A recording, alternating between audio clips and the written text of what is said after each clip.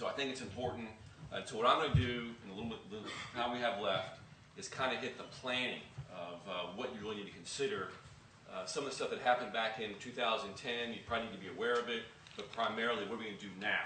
I've had a bunch of meetings with clients. The same questions keep coming up, so I thought I'd share that with you and the solutions that we came up with. Okay, in 2010, you know, the gift tax exemption was still $1 million, so we didn't have that $5 million exemption, but we got that low 35% rate.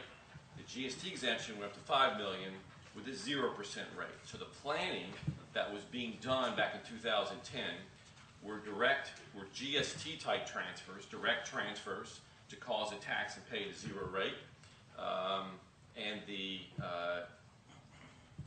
making direct GST transfers to grandchildren and lower generation, making distributions from trusts to grandchildren that would be considered taxable distributions, and also transfers were done, and I was involved with one of them at the end of the year after the 2010 Tax Act was passed, a transfer in further trust with you limit the beneficiaries to the lowest generation beneficiaries who were in the original trust, and the goal was to take the transfer for GST tax purposes down a generation or two, so that before you did the transfer, when the old generation died, there would have been a GST tax on all the assets.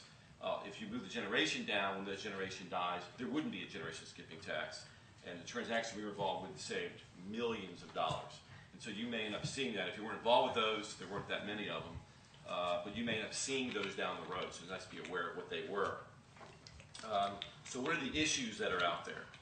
Number one, if you had, a lot of people have ILAs, GST trust or non-GST trust that could have benefited grandchildren and lower generation.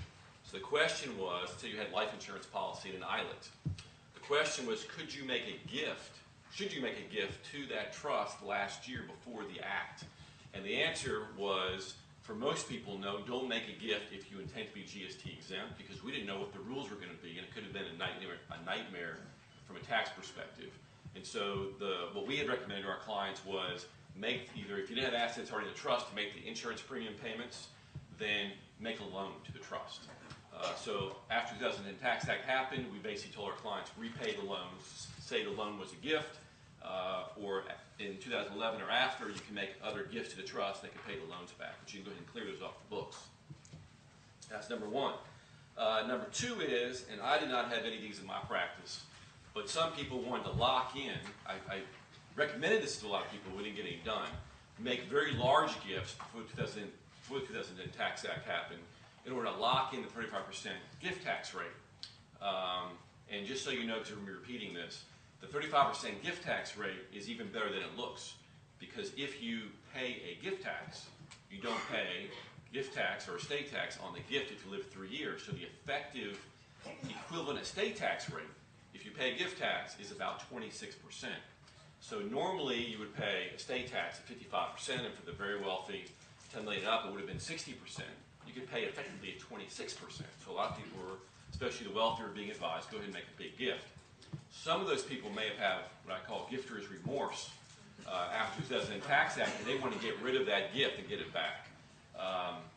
They're all very specific, very factual determination as to what you would do in that case.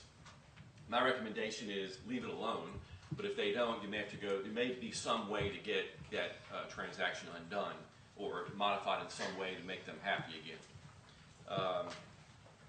Let's see. Also, the last one is anyone who did one of these GST transfers that were supposed to be taxable in order to get that 0% tax rate, you've got to make sure that you file a timely, that's the key, gift tax return, and elect not to allocate GST exemption to that transfer. Otherwise, you would have wasted the transfer, the exemption.